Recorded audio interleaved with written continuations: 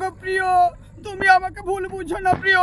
আমি সত্যি সত্যি তোমাকে স্বপনে ভালোবাসি। যদি ভালোই বাসতিস তাহলে আমাদের গল্পে অন্য করে কোন পুরুষের হিস্ট্রি থাকতো না। তুই তার কল হিস্ট্রি, মেসেঞ্জার সবকিছু ডিলিট করে দিয়েছিস। না না প্রিয়, এ তুমি কে কথা বলছো? এ আমি করতে পারি না প্রিয়। হ্যাঁ হ্যাঁ, আমি তোর মোবাইল হ্যাক করে জানতে পেরেছি যে তুই একটা অন্য ছেলের সাথে রিলেশনশিপে আছিস। না না, এ হতে পারে না। তুমি আমাকে ভুল বুঝছো। ভুল বুঝার কিছুই নেই। তুই তোর বান্ধবীর কথায় তার সাথে রিলেশনশিপ করেছিস। না না, এ হতে পারে না।